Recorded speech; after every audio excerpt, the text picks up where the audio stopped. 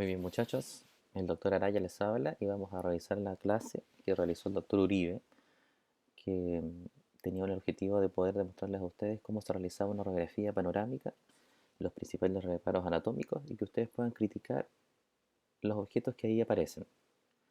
La radiografía panorámica tiene que comprender que tiene una diferencia en su creación respecto de las otras radiografías, ya que es una tomografía, lo que quiere decir que es una radiografía de varias tomas que se construyen a través de un algoritmo en el computador y me entregan la radiografía final que se asimila a ver la cara de un paciente de frente, mirándome a mí.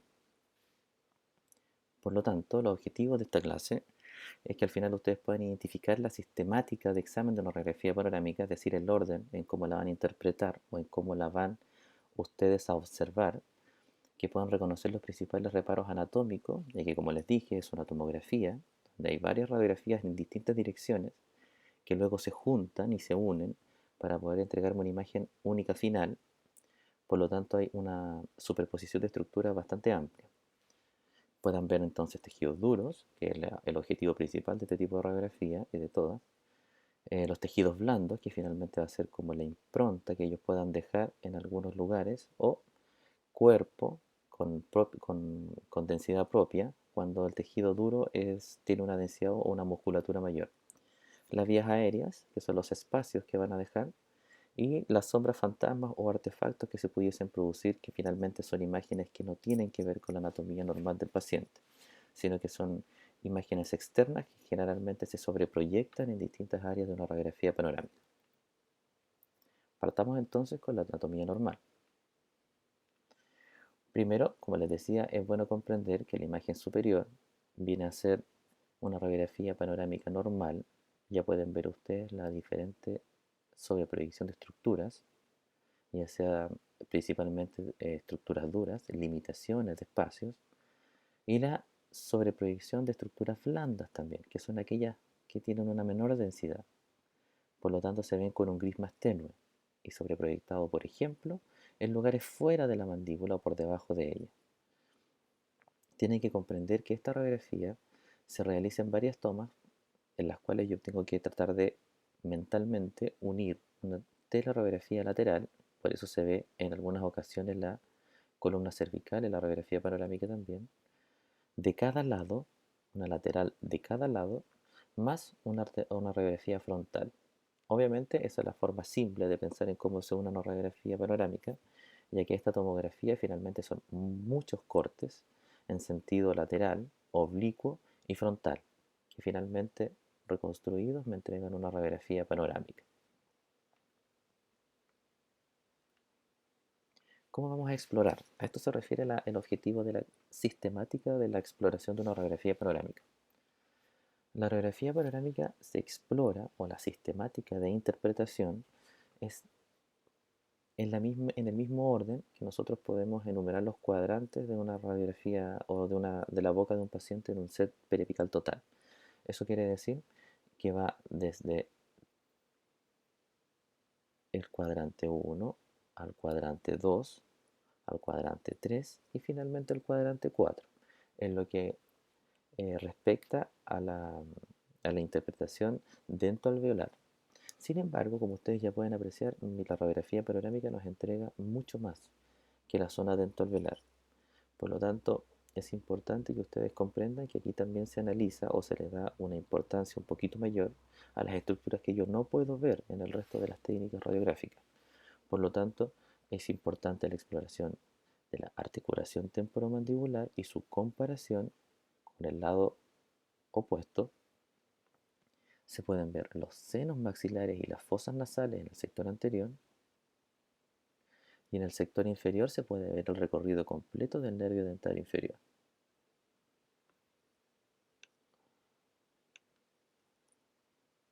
Estructuras que yo no puedo analizar en otras radiografías. Además, ¿no es cierto?, del análisis en grupo de los ejes de inserción de los distintos dientes o el reborde óseo marginal completo a nivel maxilar y mandíbula. Vamos con la parte entonces, como yo les comentaba, lo que está seleccionado en el recuadro ahora, que tiene que ver con la parte del centro, que tiene que ver principalmente con el análisis dentoalveolar. Después tenemos ahí en el recuadro verde también en lo que es el análisis de las articulaciones temporomandibulares. Generalmente lo que yo aquí veo es la simetría entre un lado y otro y también la detección de patologías que sean osteolíticas, quiere decir que yo vea zonas radiolúcidas donde esto debería tener contornos corticalizados y radioopacos y un contenido de trabeculado regular como se ven en esta radiografía. Cuando yo veo alteraciones, así como yo puedo encontrar alteraciones periapicales en una radiografía intraoral, las alteraciones osteolíticas van a producir zonas radiolúcidas de ausencia de hueso, donde el rayo X pasa en forma libre y por lo mismo produce una imagen radiolúcida eh, por falta de tejido óseo. Por lo tanto, es fácil de detectar si es que hubiese alguna anomalía de ellas. Zona articular. Y tenemos una zona superior que tiene que ver con las órbitas, las fosas nasales y los senos maxilares. Principalmente, estos son espacios, como ustedes ya saben, por lo tanto, tienen que tener una cortical que los delimita. Y además de la cortical que los delimita, tienen un contenido que es más radiolúcido que el hueso normal porque son un espacio. Por lo tanto, que este tipo de estructuras tengan alguna interferencia o discontinuidad en sus corticales que los rodean, o que tengan algún contenido, ya sea más radiolúcido aún, o un contenido radioopaco, como lo es en el caso de los senos maxilares, cuando tenemos velamiento del seno maxilar. Hay una zona inferior, o lo que ustedes vienen dentro del recuerdo, sobre todo en el lado derecho del paciente, es el hueso yoides. Siempre va a aparecer uno a cada lado, porque recuerden que no es que tengamos dos huesos yoides, sino que es la reconstrucción en ese punto de la radiografía de dos radiografías laterales del paciente. Por lo tanto, se ven los dos huesos, se ve el hueso yoide como si estuviera dos veces, pero es el mismo. En esa zona se ve el hueso yoide, a veces se pueden ver algunas calcificaciones de algunos ligamentos, ahí vamos a verlo, y el pabellón auricular que se ve un poquito más arriba. De esa forma entonces yo puedo centrarme en una forma descriptiva y en una sistemática para poder interpretar una radiografía panorámica. 1. Zona dentoalveolar. 2. Zona articular. 3. Zona de fosas nasales, órbitas y senos maxilares. Y 4. Zona de yoides o de ligamentos que pudiesen estar calcificados. Veamos cuáles son los principales reparos que yo veo en la radiografía panorámica para que ustedes reconozcan todos estos reparos dentro de la anatomía normal. Veamos tejidos duros. Hay tejidos duros que ustedes van a ver con una gran calcificación y otros tejidos duros que ustedes las van a ver con una radiodensidad normal. Me refiero a que estén un poco más radioopacos que otros. Los que son más radioopacos tienen que comprender que es porque son estructuras que tienen una profundidad anteroposterior mayor a otras, por lo tanto tienen una mayor calcificación al momento de pasar el rayo X, lo detienen más y me produce una figura más radiopaca al final.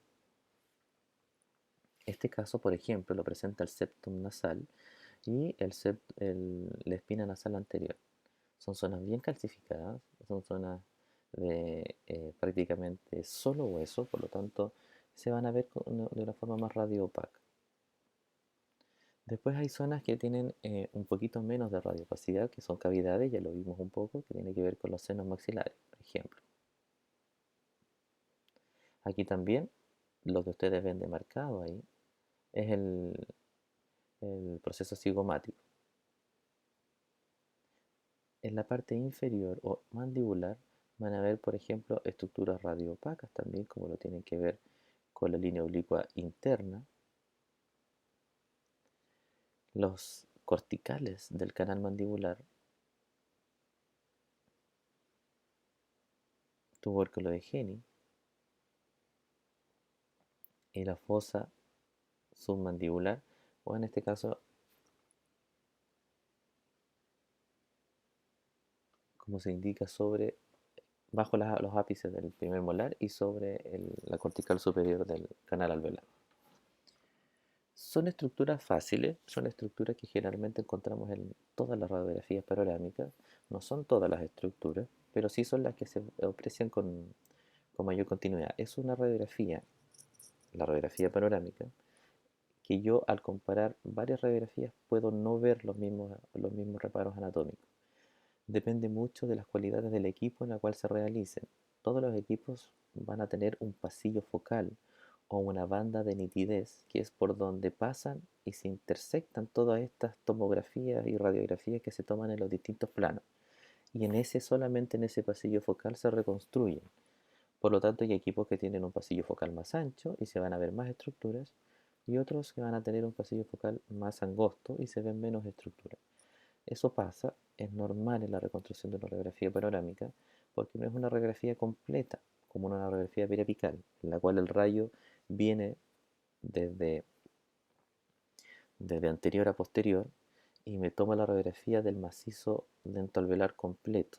No hay ninguna parte que se salte el rayo X, sino que va directamente desde la parte externa de la cara hasta la parte, por ejemplo, en una superior, hasta el paladar. Y se ve todo lo que hay ahí, todo lo que hay entre la película y el rayo. Sin embargo, aquí se reconstruye una radiografía que pasa por un pasillo focal que tiene la forma de una arcada. Por lo tanto, lo que está fuera de esa arcada o no se ve o se distorsiona. Radiografía panorámica normal, entonces, la que tienen en pantalla, con sus distintos con sus distintas zonas. Aquí lo ideal es que ustedes puedan ir detectando las áreas, puedan ir comparando un lado con otro y puedan ir viendo los puntos que acabamos de ver. Es decir, ustedes mismos vayan indicando y recordando cuáles son los puntos que acabamos de señalar. También hay tejidos blandos. Como les comentaba, esta no es una radiografía de tejidos blandos porque la radiografía como principio es para tejidos duros. Para tejidos blandos tienen otro tipo de técnicas, pero sí se logran apreciar los espacios, las improntas y, y las siluetas que pueden dejar los tejidos blandos. Vamos a partir desde la parte más superior, por ejemplo, las fosas nasales. Son estos dos espacios radiolúcidos grandes, contorneados, ¿no es cierto?, a veces la impronta de la nariz cuando el cartílago es bien concentrado o es bien duro. Después tenemos la nariz, generalmente se sobreproyecta sobre las raíces de los dientes anteros superiores. No siempre se logra ver, hay gente que tiene una mayor cantidad de tejido en la nariz, perdón, y otra gente que no. En el centro vamos a encontrar la lengua, que debería estar en reposo. Para esta técnica nosotros la pedimos que esté siempre apoyada en el paladar. ¿Por qué? Lo vamos a ver en la diapositiva siguiente. Pero principalmente la lengua sí es un tejido blando que en sentido anteroposterior tiene una buena capa muscular, lo que significa que una capa muscular tan densa me va a producir una detención del rayo X y sí tiene comportamiento radioopaco. Por lo tanto, si se mantiene apoyada al paladar, yo hago que al pasar el rayo X pase detenido por la lengua en todos los dientes de una forma simétrica, ¿no es cierto? Y no pase más por algunos dientes que otros. Lo vamos a explicar en la siguiente radiografía. Los labios en el centro, si nos vamos a la parte externa, esa es la zona de la amígdala lingual, la zona del paladar blando y el pabellón auricular que se ve aquí en forma parcial, lo mismo que acá, en forma parcial. Obviamente, si el paciente se les olvidó y no hicieron el retiro de metales que hay que debidamente hacer antes de cada toma, va a aparecer aquí. Y como ustedes ya saben que esto es una tomografía que se construye por varias radiografías en distintos planos, van a poder dilucidar que si hay un aro pendiente aquí, que es de metal, por lo tanto me da una imagen radiopaca fuerte, se me va a repetir muy probablemente en varias otras partes de la misma radiografía. Eso debido a que no me toman solamente una radiografía frontal, sino que una lateral, una oblicua, otra oblicua, y eso me produce que este cuerpo denso se me repita y me produzca una imagen secundaria o fantasma en otras partes de la misma radiografía, generalmente en el lado contralateral. Muy bien, ahí tenemos un poco para explicar la posición de la lengua. Fíjense en las zonas radiolúcidas u oscuras que aparecen al hacer el cambio de la radiografía. Esas zonas que aparecen oscuras, ¿no es cierto?, son las zonas que aparecen cuando la lengua está en reposo, cuando la lengua está baja, es decir, está detrás de los incisivos inferiores en su estado de reposo, pero no se produce que se apegue al paladar. Cuando yo la pego al paladar, elimino las sombras que producen el espacio que deja la lengua entre la lengua y el paladar, y por lo tanto todos los dientes se exponen de una forma más uniforme a los rayos X. Por eso es que lo ideal es la posición del paciente, que sea el paciente con la lengua apoyada en el paladar. Aquí pueden ver distintas estructuras que finalmente son improntas de vías aéreas, pero lo que se quería demostrar era la impronta de los labios. ¿Cierto? Que cuando el paciente hace la gesticulación de cerrar mucho los labios, concentra la musculatura ahí y eso detiene los rayos X y genera una imagen un poco más oscura o radiolucida. Lo ideal es que puedan ver la nasofaringe. Nosotros analizamos las vías aéreas principalmente con la radiografía lateral, pero la radiografía panorámica igual nos da una orientación sobre la estrechez o no de las vías aéreas. Orofaringe y el paladar blando, lo que se sobreproyecta en el medio de las dos. Los labios, como lo mostrábamos anteriormente. Espacios anatómicos y cavidades. Principalmente la importancia de las cavidades es poder ver si tienen eh, algún relleno, no relleno, perdón, sino que si tienen alguna ocupación o no, que significa que hay algún cuerpo extraño o no extraño, sino que algún cuerpo anatómico aumentado dentro de estas cavidades como son los senos maxilares. ¿Qué es lo bueno de esta radiografía? Que permite analizar los senos maxilares la mayoría de su extensión y permite analizarlos en forma bilateral, por lo tanto ustedes pueden comparar con el lado opuesto. Senos maxilares, por lo tanto, el seno maxilar contralateral. También pueden observar su relación con las estructuras dentarias y pueden ver si existiese o no algún riesgo de que algún diente estuviera eh, incluido en el seno maxilar. Y pueden ver su relación o proximidad con el reborde óseo marginal para poder ver si pudiese haber alguna altura ósea suficiente o no en el caso de rehabilitación sobre implante. También tienen las fosas nasales, como habíamos hablado anteriormente, y arriba ya están las órbitas, donde alcanzamos a solo ver la cortical del piso de órbita. Imágenes, fantasmas y proyecciones. Como les comentaba, tienen que ver con imágenes que no son propias de la anatomía normal. Por ejemplo, los aros que vemos a continuación. En este caso, el paciente tiene dos aros en ambas orejas. Ahí hay uno y aquí hay otro. Generalmente, ustedes tienen que esperar cuando hay un cuerpo extraño y es metálico que éste produzca imágenes secundarias o fantasmas, que son lo mismo, en otras zonas de la radiografía. Aro, aro, aro, aro. ¿Se fijan? Generalmente, por el lugar donde se encuentran, los aros producen imágenes secundarias a nivel de los senos maxilares u órbitas del lado contralateral. No así los metales que están dentro de la boca, ¿ya? Porque es una radiografía que, como hablábamos, tiene un pasillo focal o una banda de nitidez que le entrega una mayor precisión y ubica las estructuras que están dentro de esa banda de nitidez que tiene forma de arcada. Por lo tanto, los metales y todo lo que está ahí queda proyectado ahí mismo, no tiene movimiento. Sin embargo, lo que está fuera de ese pasillo focal tiene una distorsión. Por ejemplo, esto no está enfocado en los pabellones auriculares o en las orejas, por lo tanto, los piercing o los aros salen proyectados en cualquier otra parte de la radiografía.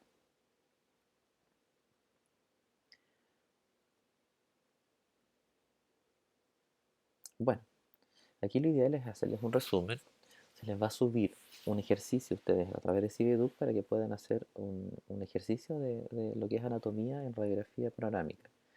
Pues la idea es que ustedes puedan ir pinchando e ir colocando o ir viendo qué estructura está en qué lugar. Hay más estructuras de las que se vieron en clase. Las que se acaban de ver en esta clase online o en este video son las estructuras mínimas que nosotros esperamos que ustedes reconozcan en una radiografía panorámica. Que reconozcan la sobreproyección de estructuras y que reconozcan la forma o adapten la forma de la sistemática. Bueno, de cómo yo veo la forma el área dentoalveolar, paso al área articular, etcétera. Ustedes se acostumbren a ver más allá de la zona dentoalveolar en una radiografía panorámica y puedan detectar alteraciones. Es una radiografía que específicamente se indica que su informe sea por un radiólogo, porque comprende la sobrepredicción de estructuras que hay en cada toma. Sin embargo, es una radiografía que tiene una indicación bastante alta, tiene alta prescripción. Por lo tanto, es una radiografía que puede llegar a ustedes en su ejercicio de la odontología en general con mucha facilidad. Por lo tanto, hay pacientes que portan su radiografía digital y van a sus controles o van a hacer consultas o presupuesto o diagnóstico, etcétera. Y es una radiografía con la que se van a enfrentar sin informe probablemente.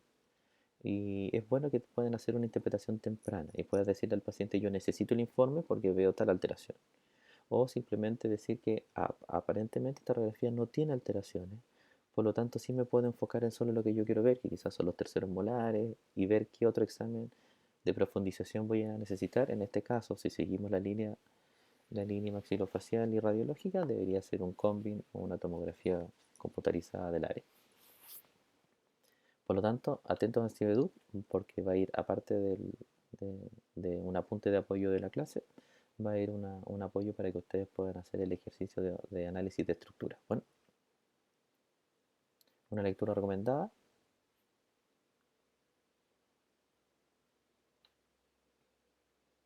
y eso es todo.